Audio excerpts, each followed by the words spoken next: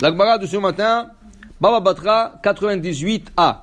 Amar Rav Chia bar Yosef, Chamra, Mazale, Demare, Garim, Sheneemar, Va'av Kayim Boged, Gever Yair.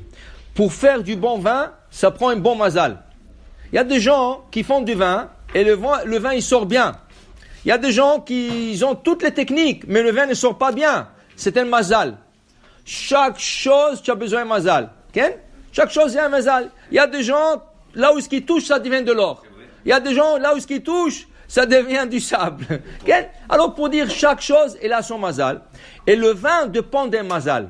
Ça veut dire, c'est pas n'importe qui peut faire du vin. Le vin, à la Gemara, nous enseigne dans plusieurs places. Il y a beaucoup de choses à faire attention. Par exemple, dans Beth Amikdash, on avait besoin de beaucoup de vin pour les libations de sacrifice. Quand on emmenait un sacrifice, il fallait emmener du vin. Tu achetais le sacrifice et tu achetais la pâte et tu achetais le vin.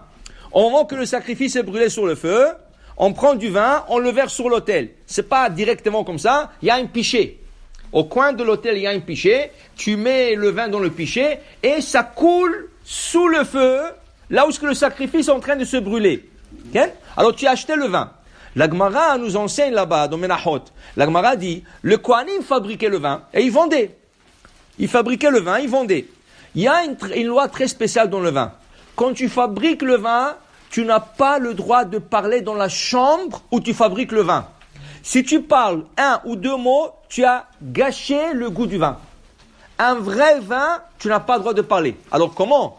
La Gemara explique, quand le Kohanim allait chercher un baril, par exemple, et le Kohen connaissait le baril en haut, il est prêt, le baril en bas, il est prêt. Alors qu'est-ce qu'il faisait? Avec un bâton. Pas avec la parole. Le Kohen prenait un bâton et il signalait, il disait à l'autre Kohen, voilà. Il disait même pas voilà. Rien, il tapait. Il tapait, l'autre comprenait que sur le baril, il fallait le sortir. Par contre, la Gemara nous enseigne là-bas, Menachot, il y a une chose que plus que tu parles, mieux que la chose devient. C'est la kétoret. Quand tu écrases le 11 en sens de la kétoret, on dit dans la prière, Keshu shohek. Quand il est en train de moudre, Omer, il doit dire, Adek etev, etev adek. Mou bien mouillé et moudre. Moudre bien moudre bien. Alors il continue. Pourquoi? Mipnei she'akol yafeh la-besamim. La parole est bien pour les encens. Les encens, quand tu les écrases, ils deviennent meilleurs. Okay? Une plante, quand tu la parles, elle pousse mieux. Okay? Le poule, quand tu leur parles, tu leur mets la musique, elle pond de bons œufs. Okay? Mais le vin, c'est le silence. Le vin, tu as besoin d'avoir le silence quand tu le fabriques. Après, quand tu le bois, tu commences à chanter même. Pas que tu chantes. Okay? Mais pour te dire, au moment de la fabrication du vin. Maintenant, ça c'est une mazal. Ça dépend d'un mazal. Mais dit la Gemara, une des choses que le vin ne supporte pas, c'est une personne qui est orgueilleuse. Celui qui est orgueilleux, le vin ne réussit jamais.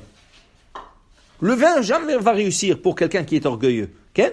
Alors pour te dire, le vin c'est quelque chose de très spécial. Nous avons une Gemara qui nous explique un miracle qui est arrivé avec du vin. Rav Nachman,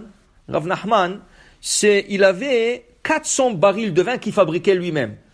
Les rabbins à l'époque, ils fabriquaient le vin. Pourquoi? Parce que tu avais besoin de kiddush, tu avais besoin de havdalah, okay? Et il n'y avait pas d'eau. Ils vendaient et ils buvaient eux-mêmes. Parce qu'il n'y avait pas d'eau, il n'y avait pas assez d'eau. Alors ils vendaient, okay? Et ils fabriquaient. Rav Nachman a fabriqué 400 barils de vin. Très bien. Maintenant, il est arrivé un rabbin chez Rav Nachman. Il l'a accueilli, il lui a donné à manger, il lui a donné à boire. Okay?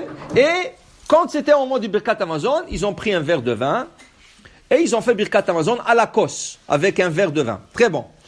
Quand ils ont terminé, le rabbin il a dit à Rav Nachman, est-ce qu'on envoie ta femme? Il a dit pas besoin. Et puis pourquoi? On voit lui. Donc, elle a écouté ça, elle a écouté pas besoin. Qu'est-ce qu'elle a fait? Elle est partie et lui a cassé le 400 barils. Il dit pas besoin. Pourquoi? Okay? Maintenant, elle est en train de perdre. Alors, j'ai vu une explication extraordinaire.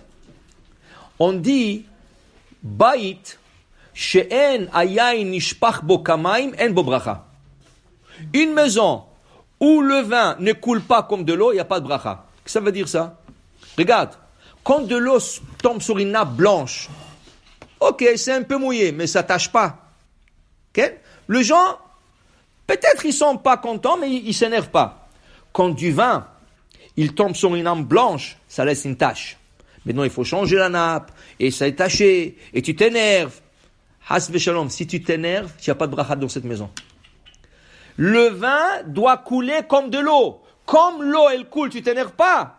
Quand le vin va couler, il va déborder, ne t'énerve pas. Dis, c'est bon, Siman Tov, Mazal Tov. Okay? Maintenant, comme ça, on dit quand tu fais le Geffen, vendredi soir, quand tu fais Birkat Amazon avec un verre de vin, la première à qui tu dois envoyer, c'est ta femme. Pour avoir la beracha. La femme de Rav Nachman, quand elle a vu qu'il lui a pas envoyé le vin, ça veut dire qu'il s'est enlevé la bracha lui-même. Rav Nachman. Elle a dit, comment je peux lui rendre la beracha?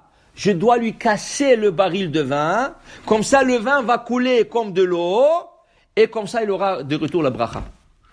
Tu comprends? Amen. Alors pour te dire, pas Stam elle a cassé le baril de vin, elle les a cassés pour que l'eau coule comme du vin. Et Rav Nachman s'est pas énervé. Il s'est pas énervé. Il a dit, ok, kapara, yallah. Pour te dire que le vin, c'est très spécial. Il faut pas parler à côté du vin. Il faut pas être orgueilleux, Ken, et il faut le laisser couler. Quand ça tombe, ne t'énerve pas. Laisse-le, et tu auras la bracha. Baruch Adonai le'olam. Amen ve amen.